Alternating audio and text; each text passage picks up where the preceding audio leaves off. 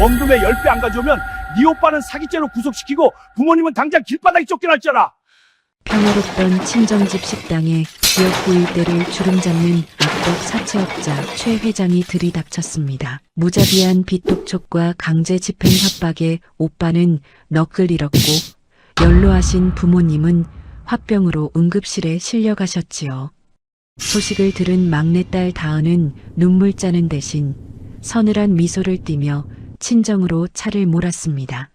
헌데 얌전한 줄만 알았던 이 막내딸은 단돈만 5,000원짜리 싸구려 장난감 하나로 최 회장의 전 재산을 통째로 날려버립니다. 저 악마의 가장 치명적인 약점을 파고들어 스스로 지옥불에 걸어 들어가게 만들겠어. 과연 똑순이 막내딸은 피도 눈물도 없는 악덕 사채업자를 어떻게 완벽하게 파멸시켰을까요? 영악한 막내딸의 역대급 사이다 복수극 지금 바로 시작하겠습니다. 그날의 사연 이야기가 계속될 수 있도록 구독과 좋아요로 응원의 마음을 보태주세요. 그럼 오늘도 속이 뻥 뚫리는 그날의 사연 이야기 지금 바로 시작합니다. 2025년 봄 서울의 한 한적하고 고급스러운 타운하우스 단지. 창문 너머로 따스한 햇살이 스며드는 넓은 거실에서 다은은 조용히 찻잔을 닦고 있었습니다.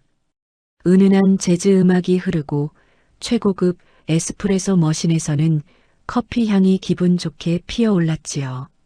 시댁의 살림을 도맡아 하는 다은의 손길은 언제나 야무지고 빈틈이 없었습니다. 어린 적 흙먼지를 마시며 과수원 밭을 뛰어다니던 상골 소녀는 이제 어엿한 중견 기업 집안에 사랑받는 며느리가 되어 있었습니다. 다은아, 벌써 일어나서 차를 내린 게냐? 시아버지가 신문을 들고 거실로 나오며 흐뭇한 미소를 지으셨습니다. 다은은 고개를 숙이며 네, 아버님. 밤새 평안하셨어요? 하고 부드럽게 답했습니다. 시댁 식구들은 다은의 총명함과 부지런함을 누구보다 아꼈습니다. 없는 집안 출신이라고 무시하기는커녕 어른을 공경하고 집안 대소사를 현명하게 처리하는 다은을 진짜 딸처럼 대했지요. 겉보기엔 부족함 하나 없는 완벽하고 평화로운 일상이었습니다. 하지만 찻잔을 내려놓는 다은의 스마트폰 화면에는 참아받지 못한 친정 오빠의 부재중 전화 3통이 무겁게 떠 있었습니다. 아침 식사 자리 텔레비전 뉴스에서는 무리한 부동산 투기로 전 재산을 날린 어느 자산가의 씁쓸한 몰락이 보도되고 있었습니다. 화면 속 남자는 수갑을 찬 채 고개를 숙이고 있었지요. 그 뉴스를 물끄러미 바라보던 시아버지가 혀를 끌끌 차며 한마디를 던지셨습니다. 사람의 욕심이란 게 참으로 무서운 법이다. 분수를 모르고 남의 피눈물을 짜내어 쌓아 올린 탐욕은 결국 제 발밑을 무너뜨리는 가장 확실한 함정이 되는 게야. 명심하거라. 사람은 결국 자기가 믿고 싶은 헛된 허상에 스스로 목을 매는 법이란다. 그때 다은은 아버님의 그 깊은 말씀이 훗날 자신의 운명을, 아니 한 악마 같은 인간의 운명을 어떻게 뒤바꿔 놓을지 전혀 알지 못했습니다. 그저 고개를 끄덕이며 묵묵히 밥을 넘길 뿐이었지요. 다은의 친정은 수도권 외곽의 한적한 교회에서 대규모 약초 농원과 가든 식당을 운영하고 있었습니다. 아버지가 평생 흙바닥을 구르며 피땀으로 일군 삶의 터전이었지요. 다은은 그곳에서 온갖 식물과 약초를 캐며 자란 탓에 눈썰미가 매서웠고 상황 판단이 누구보다 빨랐습니다. 동네 사람들도 다은을 여우같이 똑부러지는 막내라 불렀지요. 그런 다은이 27살에 지금의 남편을 만나 시집을 올 때 친정 부모님은 눈물을 훔치면서도 딸이 고생길에서 벗어났다며 누구보다 기뻐하셨습니다. 하지만 친정집의 상황은 다은의 평화로운 일상과는 딴판이었습니다. 최근 들어 인근 지역의 신도시 개발 붐이 일면서 얌전하던 동네에 불청객이 찾아든 것이지요. 그 불청객의 이름은 최만식 회장. 강남에서 사채업으로 수백억을 주무른다는 악명 높은 인물이었습니다. 최 회장은 급전이 필요한 서민들에게 돈을 빌려주고 살인적인 복리로 이자를 굴려 결국 집과 땅을 통째로 삼켜버리는 흡혈귀 같은 자였지요. 한번 그 거미줄에 걸리면 뼈도 못 추린다는 소문이 파다했습니다.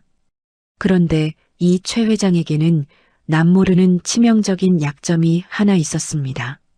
바로 풍수지리와 무속신앙에 병적으로 집착한다는 것이었지요. 60이 넘도록 외아들에게 자식이 생기지 않자 대가 끊길까봐 온갖 유명하다는 점쟁이와 풍수 전문가를 대동하고 다녔습니다. 묘자리가 안 좋아서 그렇다, 터가 안 좋아서 그렇다는 무당의 말 한마디면 남의 멀쩡한 선산도 조폭을 동원해 빼앗는 미치광이었습니다.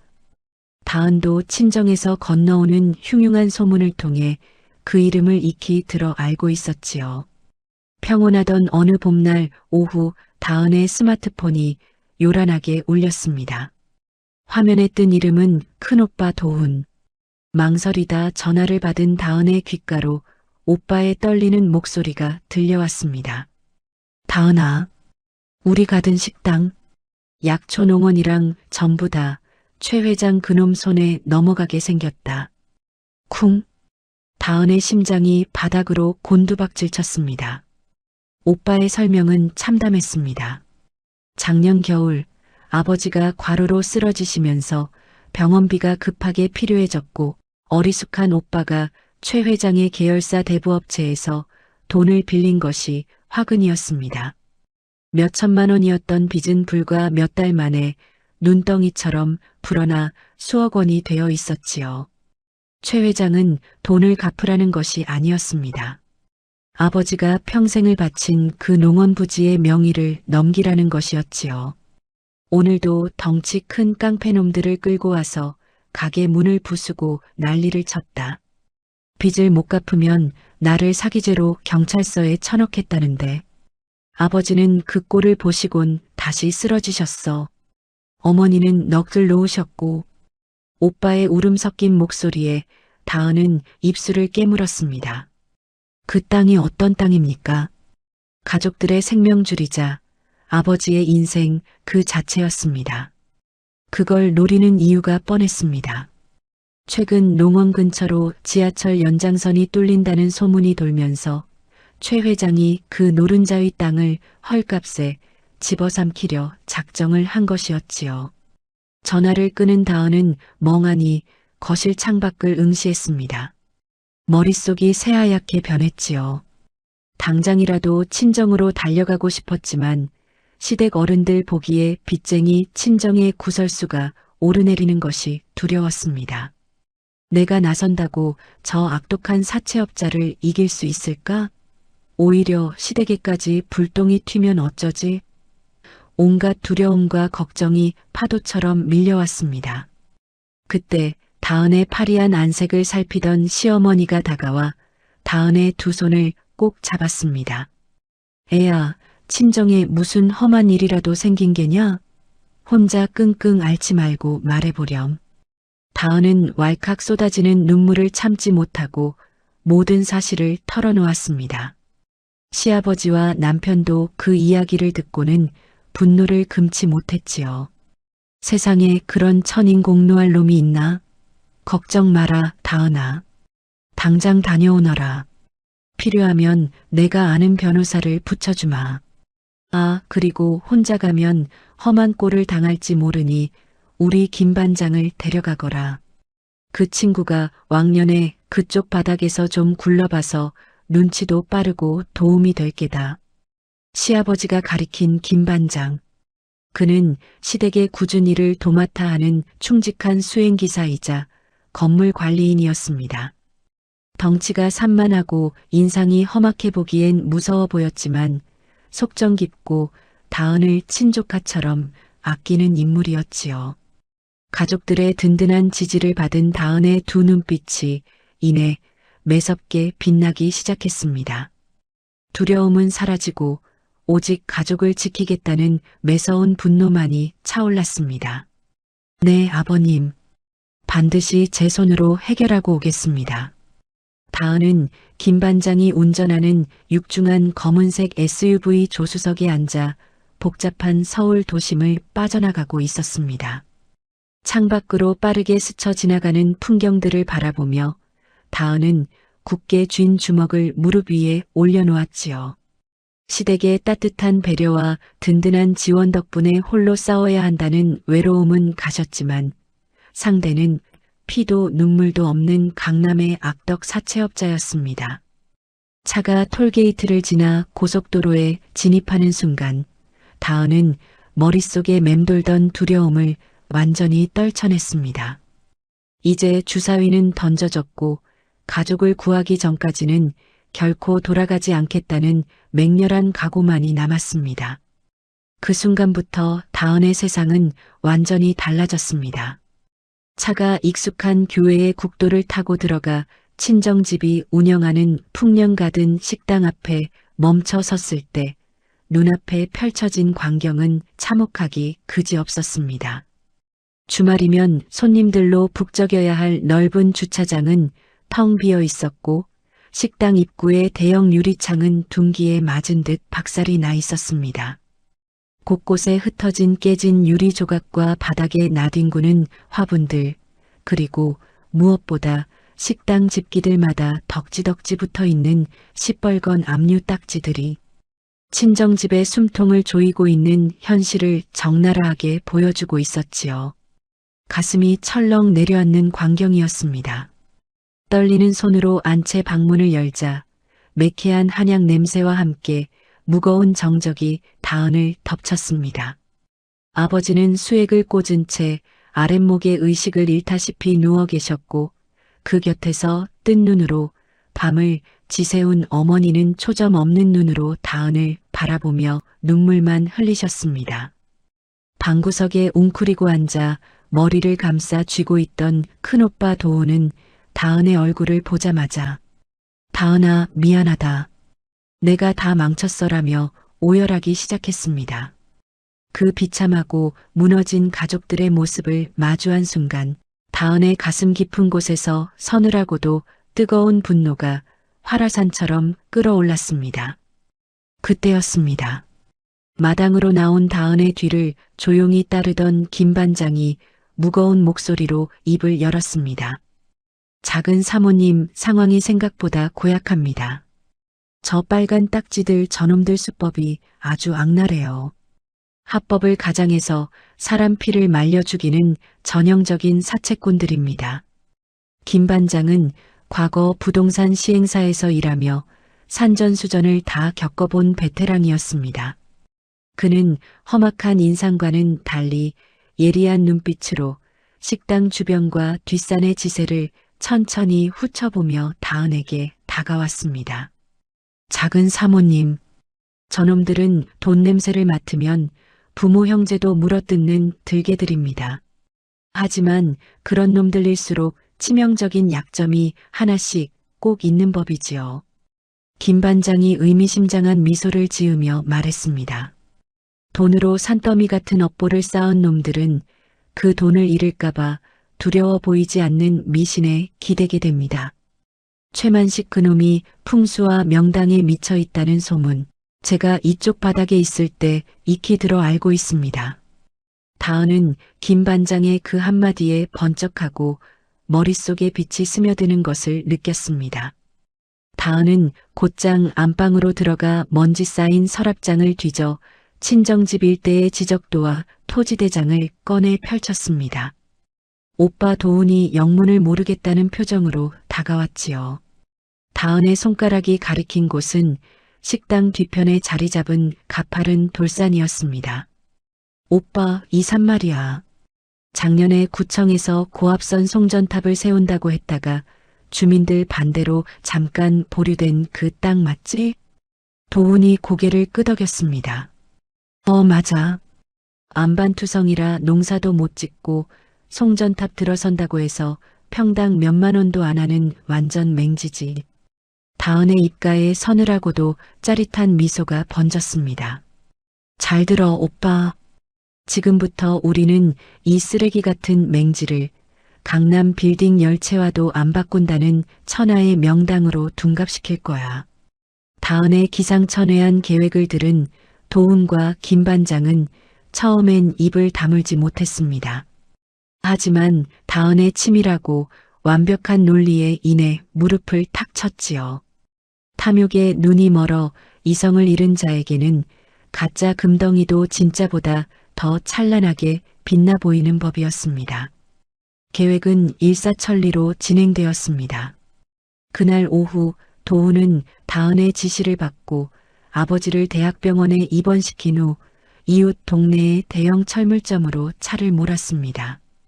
그곳에서 어둠 속에서 빛을 발하는 특수야광 도료 몇 통과 골동품 상점에서 파는 조잡한 금박 두꺼비 조각상 하나를 은밀히 사들였지요.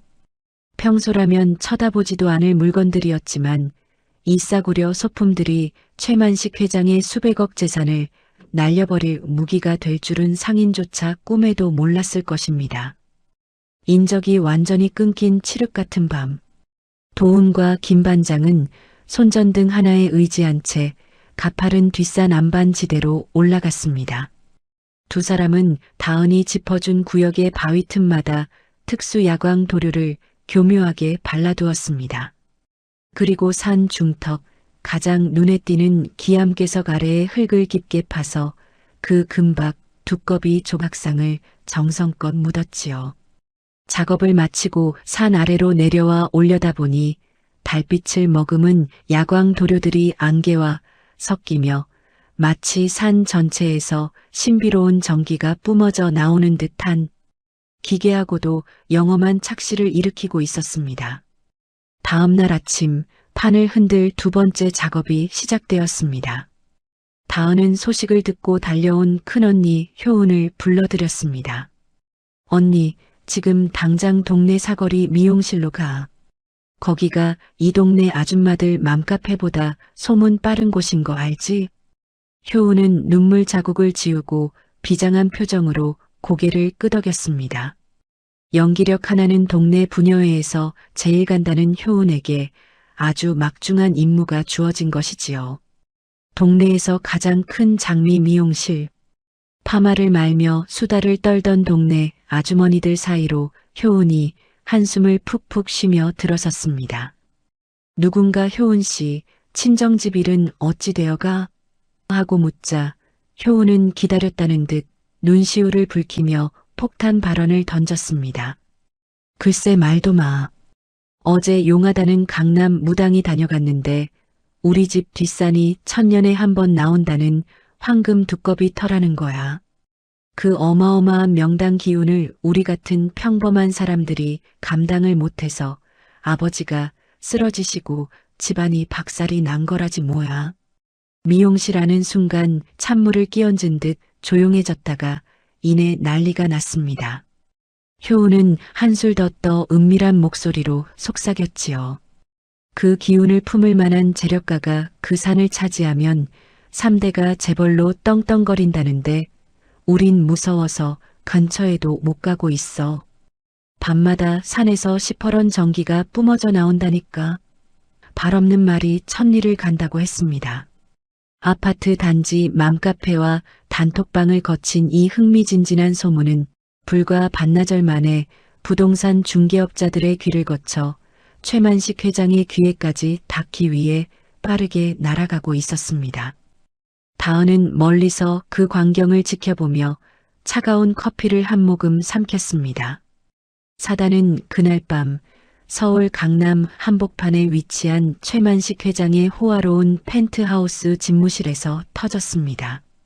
최고급 가죽 소파에 깊숙이 파묻혀 있던 최 회장은 손에 쥔 값비싼 치명 염주를 신경질적으로 굴리고 있었지요. 그때 문을 두드리고 들어온 비서실장이 조심스럽게 태블릿 PC를 내밀었습니다. 회장님, 지시하신 그 외곽 지역 식당 부지 말입니다만 동네에 기이한 소문이 돌고 있습니다. 식당 바로 뒤편에 붙어 있는 맹지, 그 돌산이 예사터가 아니라는 맘카페 글이 퍼지고 있습니다. 최 회장의 매서운 눈꼬리가 꿈틀거렸습니다. 뭐, 돌산? 거긴 송전탑이나 들어설 쓰레기 땅 아니었어? 비서실장은 마른 침을 삼키며 지역 부동산 업자들 사이에서 도는 녹음 파일을 틀었습니다. 미용실에서 효은이 흘렸던 황금 두꺼비 명당 이야기가 살이 붙어 이제는 그 땅을 차지하면 자손대대로 재벌이 되고 끊긴데도 이어준다는 무시무시한 전설로 둔갑해 있었지요. 평소라면 코웃음을 쳤겠지만 60이 넘도록 때를 이을 손자가 없어 속이 타들어가던 최 회장에게 그 소문은 묘한 진동을 일으켰습니다. 염주를 굴리던 그의 손놀림이 일순간 멈췄습니다. 그날 자정 번쩍이는 마이바흐 차량 한 대가 인적 끊긴 친정집 식당 앞 국도변에 은밀히 멈춰 섰습니다. 뒷좌석에서 내린 최 회장은 외투깃을 세운 채 날카로운 눈으로 뒷산을 올려다보았습니다. 그리고 그 순간 최 회장은 자신의 두 눈을 의심했습니다. 칠흑 같은 어둠 속에서 가파른 안반지대 틈새로 시퍼렇고 은은한 빛이 아지랑이처럼 피어오르고 있었기 때문입니다. 도훈과 김 반장이 치밀하게 발라둔 특수 야광 도료가 달빛을 받아 뿜어내는 기괴한 착시였지만 풍수에 미쳐있던 최 회장의 눈에는 그것이 영락없는 땅의 정기로 보였습니다. 세상에 진짜였어. 저 썩은 식당 뒤에 저런 천하의 명당이 숨어 있었다니. 최 회장의 입술이 파르르 떨렸습니다. 탐욕으로 번들거리는 그의 두 눈동자에는 이미 식당 부지는 안중에도 없었습니다. 오직 저 푸른 기운을 내뿜는 돌산을 통째로 집어삼켜야겠다는 맹렬한 소유욕만이 끌어올랐지요. 하지만 이것은 다은이 쳐놓은 완벽한 덫, 즉 최 회장의 허위 승리에 불과했습니다. 미끼를 덥석 문 최 회장은 다음날 아침 곧바로 식당으로 깡패들을 보내며 판돈을 무섭게 끌어올리기 시작했습니다. 단 사흘의 시간을 주겠다는 최후 통첩과 함께 말이지요. 다음날 정오 친정집 식당의 평화는 무참히 박살났습니다. 검은 정장을 빼입은 최 회장의 수하 대여섯 명이 들이닥쳐 닥치는 대로 집기들을 걷어차기 시작했지요. 야, 이 새끼야. 돈 빌려갔으면 갚아야지. 금요일까지 식당이랑 저 뒤에 붙어있는 돌산 명의까지 싹 다 넘겨. 안 그러면 내 놈은 사기죄로 감방 썼고 내 애비 애미는 길바닥에 낳는 거야. 험악한 욕설이 난무하는 가운데 오빠 도우는 멱살을 잡힌 채 바닥에 내동댕이 쳐졌습니다. 최 회장이 원금의 10배가 넘는 위약금을 핑계로 돌산까지 요구하며 본격적인 외적 압박을 가해온 것입니다. 가족들의 내적 붕괴는 처참했습니다. 얼굴에 멍이 든 도우는 덜덜 떨며 다은의 소매를 붙잡았습니다. 다은아, 그냥 주자. 어차피 저 산은 송전탑 들어선다던 쓰레기 땅이잖아. 명당이고 뭐고 저놈들한테 줘버리고 이 끔찍한 빚에서 빠져나가자. 나 감방 가기 싫어, 제발. 도훈의 나약한 호소에 곁에 있던 어머니마저 오열하며 다은을 만류했습니다. 그래, 우리 막내야, 네 오빠 감방 가면 우리 집안은 끝이다. 똥 밟았다 치고 그냥 도장 찍어주자. 내가 시댁 눈치 보며 이렇게 고생하는 것도 엄마는 가슴이 미어진다. 가족들의 눈물 어린 애원에 다은의 마음도 천갈래 만갈래로 찢어지는 듯 했습니다. 내가 너무 무모한 짓을 벌인 건 아닐까? 그냥 적당히 합의를 보는 게 맞을까? 자신감은 흔들렸고 두려움이 엄습했습니다. 하지만 그때 무너진 식당 바닥에 뒹구는 아버지의 오래된 약초도감이 눈에 들어왔습니다. 평생 흙 묻은 손으로 자식들을 키워낸 아버지의 피땀이 고스란히 배어있는 물건이었지요. 다은은 눈물을 꾹 참으며 주먹을 쥐었습니다. 여기서 물러서면 저 악마 같은 놈은 평생 우리 가족의 피를 빨아먹을 것이다.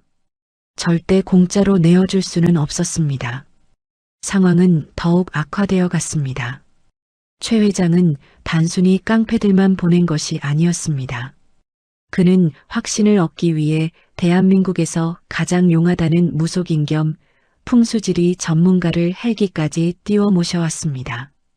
하얀 한복을 입은 무속인이 최 회장과 함께 식당 뒷산으로 오르는 모습을 다은과 김 반장은 멀리서 숨죽여 지켜보고 있었지요.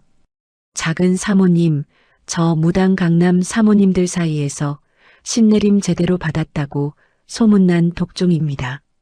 들키면 끝장입니다.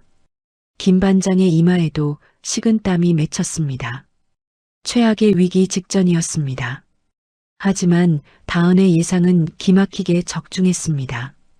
산 중턱에 오른 무속인은 흙을 밟고 냄새를 맡더니 기이한 표정으로 털썩 주무릎을 꿇었습니다. 그리고는 도훈과 김 반장이 몰래 파묻어둔 황금 두꺼비 조각상이 있는 흙더미를 맨손으로 파헤치기 시작했지요. 흙 속에서 반짝이는 금박 조각상을 발견한 무속인은 경악하며 소리쳤습니다. 회장님, 이것은 천년 묵은 땅의 정기입니다. 터가 스스로 기운을 뭉쳐 황금 두꺼비 형상을 만들어냈습니다. 이 산을 품으셔야 회장님 가문의 대가 이어지고 진정한 재벌이 되실 수 있습니다.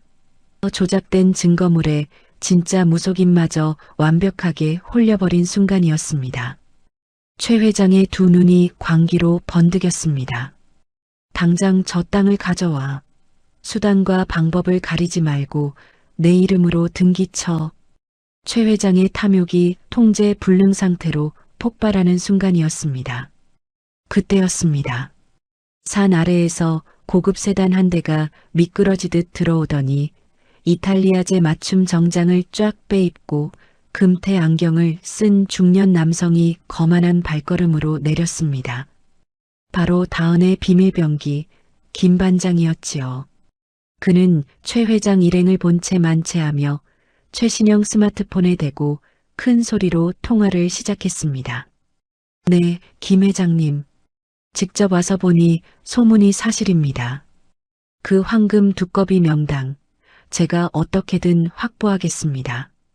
예, 강남 요지의 1,000억 원짜리 빌딩과 맞교환을 해서라도 무조건 사들이라고요? 알겠습니다. JN그룹의 명운을 걸고 이 돌산을 매입하겠습니다. 김 반장의 우렁차고 능청스러운 연기에 최 회장의 걸음이 우뚝 멈췄습니다. 대한민국 재계를 쥐락펴락하는 JN그룹의 회장 이름이 나오자 최 회장의 얼굴은 순식간에 사색이 되었습니다. 최 회장이 다급하게 다가와 김 반장의 앞을 가로막았습니다. 당신 누구요? 남의 빚쟁이 땅에 왜 얼쩡거리는 거야? 그러자 김 반장은 안경을 살짝 내리며 최 회장을 위아래로 훑어보았습니다. 아, 강남에서 푼돈 굴리시는 최만식 사장님이신가? 나는 JN그룹 기획실장입니다만 이 산은 우리 회장님이 점 찍으셨소. 빚이 몇 푼인지 모르겠지만 우리가 그 빚 다 갚아주고 이 산은 1,000억에 매입할 테니 방 빼시지요. JN그룹이 개입했다는 거짓말은 최 회장의 조급증에 기름을 부었습니다. 이 천하의 명당을 남에게 뺏긴다고? 내 자손의 번창을 남에게 넘겨? 두려움과 탐욕에 눈이 뒤집힌 최 회장은 염주를 부서져라 움켜쥐며 곧장 산을 뛰어내려갔습니다.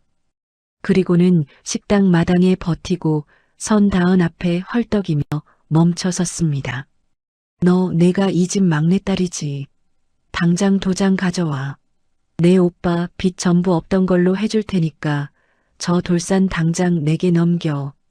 하지만 다은은 눈 하나 깜짝하지 않고 차갑게 최 회장을 내려다보았습니다. 무슨 헛소리십니까?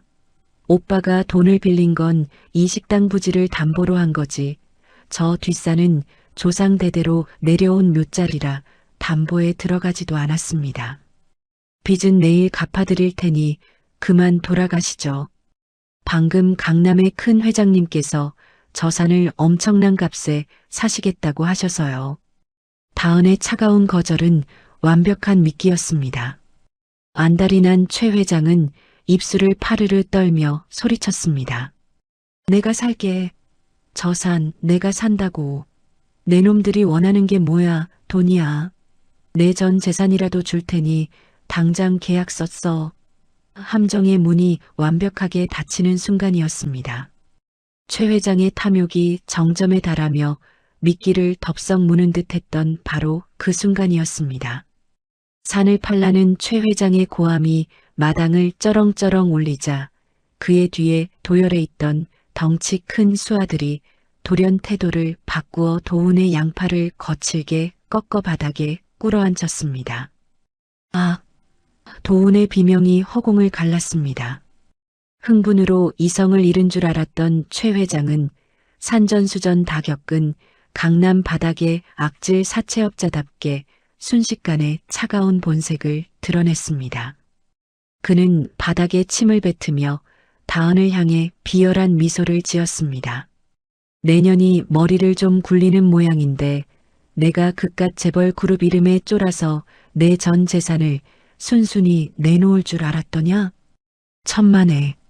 저 돌산이 천하의 명당이라는 건 방금 내 눈으로 똑똑히 확인했다. 하지만 거래는 내가 주도해. 최 회장은 품에서 서류 봉투 하나를 꺼내 다은의 발밑에 툭 던졌습니다. 그 안에는 다은의 아버지가 입원해 있는 대학병원의 진료비 미납 내역서와 아버지가 과거에 썼던 또 다른 연대보증 서류들이 잔뜩 들어 있었습니다. 다은의 동공이 지진을 일으키듯 흔들렸습니다. 내 오라비가 빌린 돈뿐만이 아니야.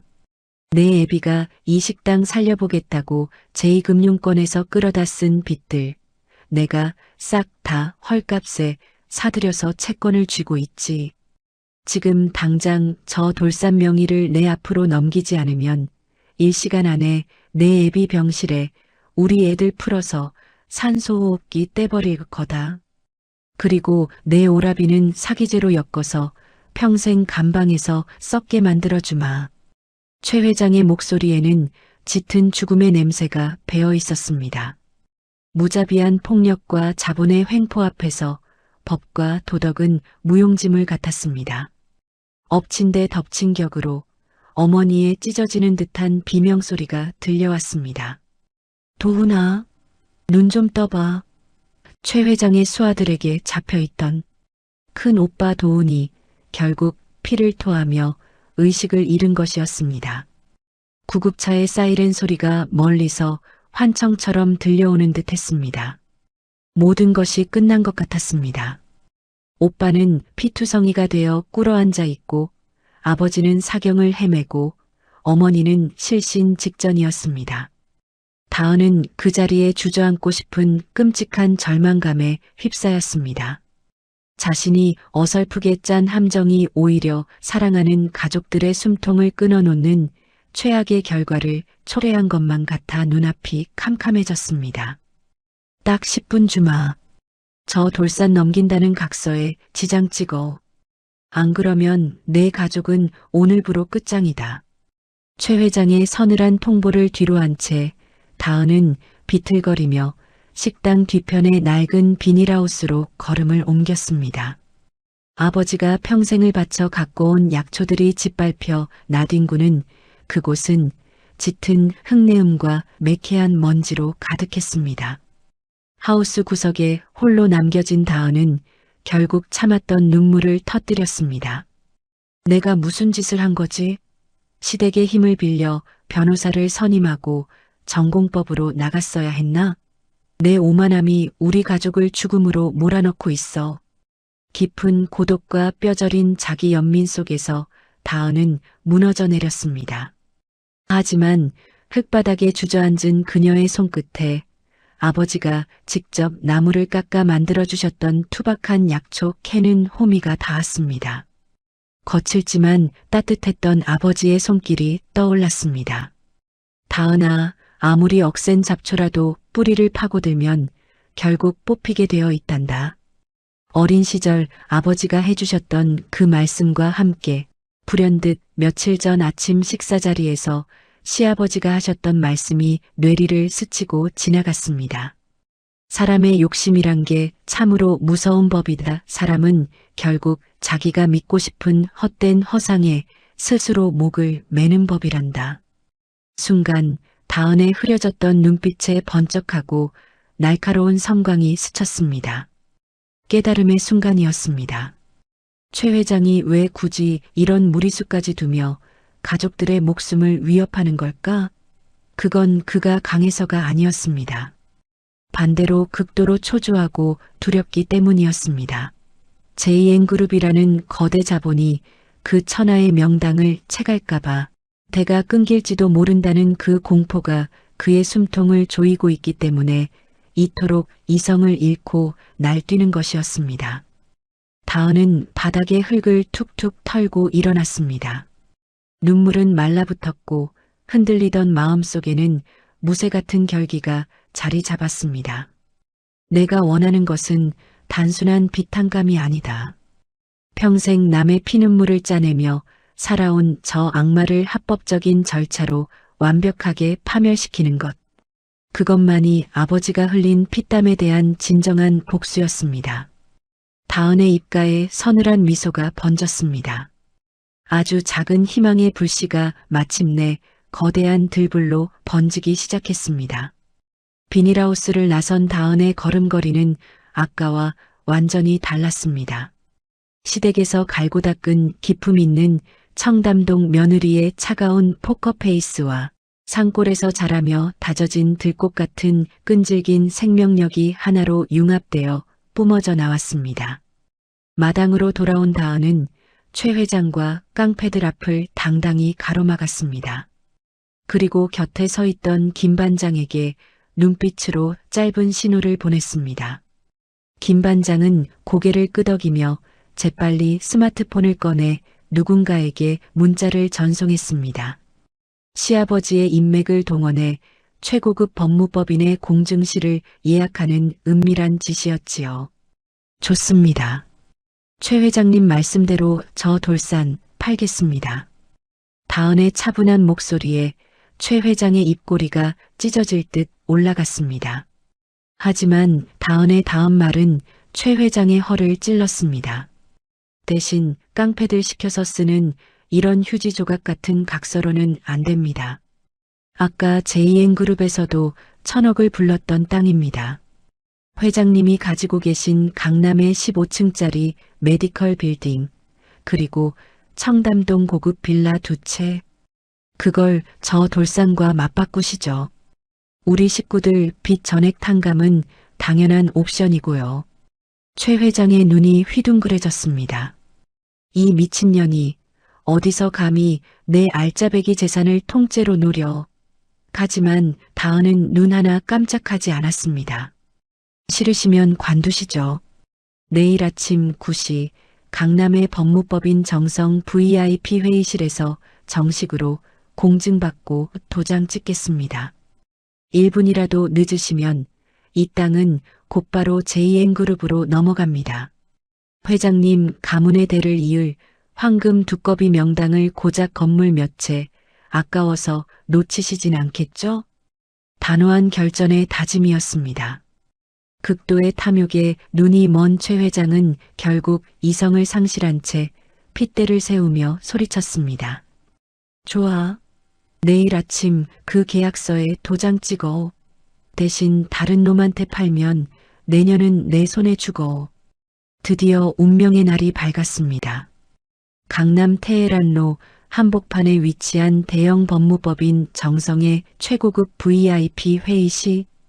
통유리창 너머로 서울 시내가 한눈에 내려다 보이는 그곳에 다은과 오빠 도훈, 그리고 시아버지가 불러주신 변호사가 꼿꼿한 자세로 앉아 있었습니다. 다은은 완벽하게 세팅된 정장 차림으로 한치의 빈틈도 보이지 않았지요. 오전 8시 50분 육중한 문이 열리며 최만식 회장이 변호사 2명을 대동하고 거만한 발걸음으로 들어섰습니다. 그의 손에는 전 재산이나 다름없는 강남 빌딩과 고급 빌라의 등기 권리증이 쥐어져 있었습니다. 테이블 위로 서류들이 오갔습니다. 양측 변호사들이 계약서의 문구를 한 글자 한 글자 점검했지요. 경기도 외곽산 XX번지 안반 임야돌산의 소유권을 최만식에게 이전하는 대가로 최만식 소유의 강남 빌딩 및 청담동 빌라의 소유권을 이전하며 박씨 일가의 모든 채무를 전액 탕감한다. 추후 어떠한 민형사상 이의도 제기할 수 없다는 강력한 공증 조항까지 완벽하게 삽입되어 있었습니다. 자, 여기 내 건물 등기권리증과 인감증명서 다 가져왔다. 빨리 그 돌산 등기부등본 내놔. 최 회장은 숨소리조차 거칠어져 있었습니다. 눈앞에 서류만 찍으면 그 천년의 명당이 자기 것이 된다는 생각에 손끝이 다 떨릴 지경이었지요. 이때 다은이 펜을 들다 말고 돌연 손을 멈췄습니다. 잠깐만요. 역시 이 조건은 우리가 너무 손해보는 것 같네요. 아까 오면서 JN그룹 실장님한테 문자가 왔는데 현금 500억을 추가로 주시겠다고. 다은이 보여준 것은 완벽한 가짜 망설임이었습니다. 하지만 이 작은 연기 하나가 최 회장의 이성의 끈을 완전히 끊어놓았습니다. 이 독사 같은 년이 지금 와서 무슨 헛소리야. 당장 도장 찍어. 안 찍어. 최 회장은 테이블을 박차고 일어나 다은의 손을 억지로 끌어당기다시피 하며 법인 인감을 서류에 쾅 내리찍게 만들었습니다. 인주가 번지기도 전에 공증 변호사가 최종 확인 도장을 찍었습니다. 하하, 으하하. 서류를 품에 안은 최 회장이 천장을 바라보며 미친 듯이 웃어젖혔습니다. 멍청한 것들. 그 돌산이 어떤 땅인 줄 아냐? 천년에 한 번 나올 황금 두꺼비 명당이다. 고작 빌딩 몇 채 받고 그 노다지를 넘겨. 이제 우리 가문은 대한민국 최고의 재벌이 될 거다. 승리에 도취되어 춤이라도 출 것 같던 최 회장을 향해 다은이 서늘한 미소를 지으며 입을 열었습니다. 황금 두꺼비요? 글쎄요. 회장님이 그렇게 믿고 싶으시다면 그런 거겠죠. 하지만 이 서류를 보시면 생각이 조금 달라지실 텐데요. 때마침 회의실 문이 열리고 퀵서비스 기사가 서류 봉투 하나를 들고 들어왔습니다. 수신인은 해당 돌산의 현 소유주. 서류에 방금 도장을 찍었으니 수신인은 최만식 회장이었습니다. 봉투를 신경질적으로 뜯어발긴 최 회장의 눈동자가 순식간에 탁하게 굳어버렸습니다. 그 서류는 다름 아닌 관할 구청과 한국전력공사에서 발송한 초고압 송전탑 건립 공사 재개 확정 통보서였습니다. 이게 무슨 초고압 송전탑? 절대 개발 불가 맹지 확정. 이게 무슨 개소리야? 최 회장의 목소리가 찢어지듯 갈라졌습니다. 다은이 자리에서 천천히 일어나 최 회장을 내려다보며 쐐기를 박았습니다. 어제 밤부터 효력이 발생한 공문입니다. 회장님이 전 재산과 맞바꾼 그 돌산에는 이제 수만 볼트의 전자파가 흐르는 거대한 철탑이 세워질 겁니다. 황금 두꺼비요? 그거 우리 오빠가 동네 철물점에서 15,000원 주고 산 싸구려 금박 장식품입니다. 밤에 빛이 나던 건 야광 페인트였고요. 회장님, 시아버지께서 그러시더군요. 사람은 자기가 믿고 싶은 헛된 허상에 스스로 목을 매는 법이라고. 회장님의 그 끝없는 탐욕이 오늘 당신의 무덤을 가장 완벽하게 파낸 겁니다. 최 회장의 얼굴에서 핏기가 싹 가셨습니다. 입을 뻐끔거리며 바람 빠진 소리만 내던 그는 자신의 손에 들린 공증 서류와 송전탑 공문을 번갈아 보더니 이내 거품을 물고 바닥으로 고꾸라졌습니다. 아, 안 돼. 내 빌딩, 내 돈. 사기야, 이건 사기라고. 절규하는 그를 향해 공증 변호사가 차갑게 말했습니다. 쌍방합의 하에 정식으로 공증된 교환 계약입니다. 법적으로 완벽하게 소유권이 이전되었으니 물으실 수 없습니다. 평생을 남의 피눈물로 배를 불려온 악독한 사채업자가 자신이 맹신하던 얄팍한 미신과 통제할 수 없는 탐욕에 스스로 걸려들어 전 재산을 날리고 완벽하게 파멸하는 순간이었습니다. 다은은 바닥에 엎드려 오열하는 최 회장을 뒤로 한 채 되찾은 식당 권리증과 강남 빌딩 등기 권리증을 챙겨 당당하게 회의실을 나섰습니다. 등 뒤로 들려오는 최 회장의 비참한 짐승 같은 울부짖음이 그 어느 때보다 통쾌하고 시원한 승리의 교향곡처럼 다은의 귓가를 울리고 있었습니다. 그렇습니다. 탐욕으로 지은 모래성은 결국 제풀에 꺾여 가장 처참하게 무너져 내리는 법이었습니다. 그날 이후 다은의 삶은 완전히 바뀌었습니다. 언제나 빚쟁이들의 횡포에 가슴 졸이며 행여나 시댁에 흠이라도 갈까 노심초사하던 주눅든 막내딸의 모습은 온데간데 없어졌습니다. 무자비한 사채업자 최만식 회장에게 통쾌한 철퇴를 내린 다은은 가족들을 지켜낸 든든한 방패이자 가장 현명한 승부사로 우뚝 섰습니다. 반면 강남 빌딩과 최고급 빌라를 하루아침에 날려버린 최 회장의 말로는 그야말로 비참함 그 자체였습니다.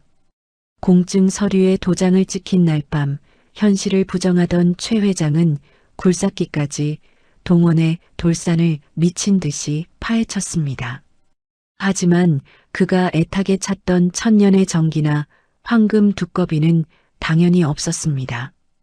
그의 손에 쥐어진 것은 도훈이 철물점에서 15,000원을 주고 샀던 조잡한 금박 플라스틱 조각상과 구청에서 박아놓은 붉은색 초고압 송전탑 건립 예정지 편말뿐이었지요. 전 재산을 휴지 조각과 맞바꿨다는 충격에 그 자리에서 피를 토하며 쓰러진 최 회장은 결국 실성하고 말았습니다. 게다가 그가 몰락했다는 소문이 돌자 그동안 숨죽여 지내던 수많은 피해자들이 일제히 경찰에 고발장을 접수했습니다. 불법 채권 추심과 조세 포탈, 그리고 폭력 교사 혐의로 구속된 최 회장은 좁디 좁은 구치소 독방에 갇혀 매일 밤 벽을 긁으며 가짜 풍수지리 주문만 중얼거리는 비참한 신세로 전락하고 말았습니다. 다은은 며칠 뒤 두툼한 서류 봉투를 품에 안고 아버지가 입원해 계신 병실 문을 열었습니다.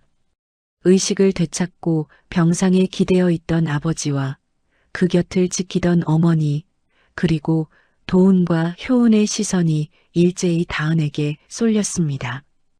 다은은 말없이 봉투에서 서류들을 꺼내 펼쳤습니다.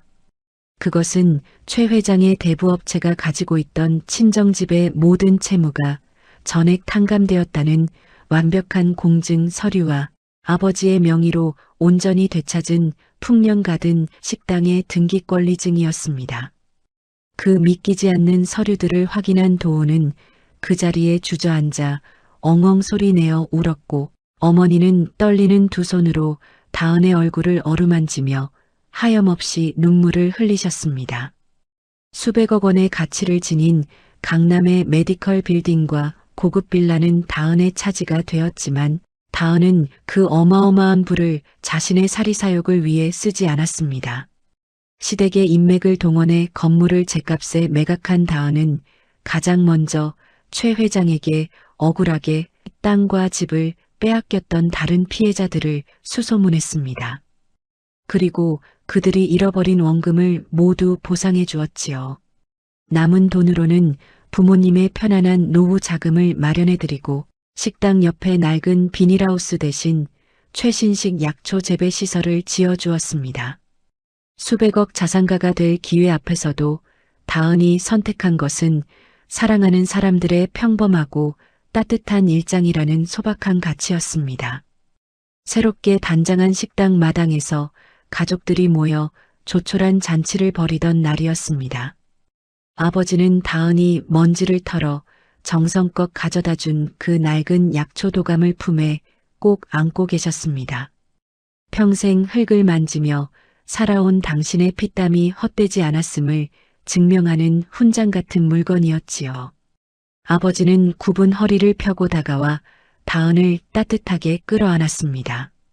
다은아, 우리 집안을 살려낸 진정한 명당은 바로 너였구나. 이 못난 애비를 용서하렴. 그 든든하고 따뜻한 아버지의 품속에서 다은은 아이처럼 펑펑 눈물을 쏟아냈습니다. 오빠 도훈과 언니 효은도 다가와 다은의 손을 꽉 쥐어주었지요. 서로의 체온을 나누며 부둥켜안은 가족들의 모습 위로 따스한 봄 햇살이 찬란하게 쏟아져 내리고 있었습니다. 세월이 흘러 3년의 시간이 지났습니다. 수도권 외곽의 풍년 가든은 이제 전국에서 손님들이 찾아오는 유명한 지역 명소가 되어 있었습니다. 식당 뒤편 돌산에는 예정대로 거대한 초고압 송전탑이 세워졌지만 도훈과 효은이 그 주변으로 키가 큰 편백나무와 예쁜 수국을 잔뜩 심어 가꾼 덕분에 오히려 멋진 산책로처럼 변해 있었지요. 흉물로 남을 뻔했던 그곳은 정직한 땀방울과 가족들의 애정 어린 손길이 닿자 누구에게나 쉼을 내어주는 진짜 명당으로 거듭났습니다. 다은은 주말마다 남편과 시어머니, 시아버지, 그리고 든든한 조력자였던 김 반장과 함께 친정 식당을 찾아 웃음꽃을 피웠습니다. 식당 마루에 걸터 앉아 맑은 하늘을 올려다보던 다은의 귓가에 3년 전 아찔했던 그날 시아버지가 해주셨던 말씀이 다시금 맴돌았습니다. 사람은 결국 자기가 믿고 싶은 헛된 허상에 스스로 목을 매는 법이란다. 그날의 그 말씀은 한치의 오차도 없이 완벽하게 실현되었습니다. 최만식 회장은 남의 피눈물을 쥐어짜며 산더미 같은 돈을 모았지만 결국 그 돈을 지키고 더 불리겠다는 허황된 욕심과 미신에 눈이 멀어 스스로 파멸의 구덩이로 뛰어들었습니다. 다은이 파놓은 덫이 정교하긴 했지만 최 회장을 완벽하게 무너뜨린 진짜 무기는 바로 그 자신의 맹렬하고 맹목적인 탐욕이었습니다. 얌전하고 조신한 며느리인 줄만 알았던 다은은 가족을 지키겠다는 매서운 결기와 한치 앞을 내다보는 영악한 지략으로 악덕 사채업자의 숨통을 완벽하게 끊어놓았습니다. 남을 짓밟고 쌓아올린 최 회장의 모래성은 한순간에 무너져 내렸지만 거친 비바람 속에서도 서로의 손을 놓지 않았던 다은 일가의 사랑은 그 어떤 고난 앞에서도 무너지지 않는 견고한 성체가 되어 가족들을 굳건히 지켜냈습니다. 옛말에 재물은 땀으로 모아야 내 것이 되고 유행으로 모은 재물은 결국 나를 찌르는 칼이 되어 돌아온다고 하였습니다. 눈에 보이지 않는 헛된 명당을 좇아 전 재산을 날려버린 탐욕스러운 사채업자의 씁쓸한 최후와 가족을 향한 헌신으로 지옥 같은 위기를 이겨낸 당돌한 막내딸의 이야기는 오늘날 우리에게 큰 울림을 줍니다. 진정한 명당이란 땅의 기운에 있는 것이 아니라 정직하게 땀 흘리며 서로를 아끼고 보듬어주는 사람들의 따뜻한 마음 속에 자리하고 있다는 것을 이 통쾌한 사연이 우리에게 일깨워주고 있습니다. 오늘 이야기 마음에 깊은 울림이 있으셨는지요? 구독과 좋아요로 소중한 인연이 이어졌으면 합니다. 여러분의 따뜻한 마음에 가슴 뭉클한 사연으로 정성껏 보답하겠습니다. 지금 어느 지역에서 함께하고 계신지 편하게 댓글로 말씀 주시면 감사한 마음 담아 반갑게 인사 올리겠습니다. 댁내에 늘 평안이 깃들길 바라며 지금까지 그날의 사연 이야기였습니다. 감사합니다.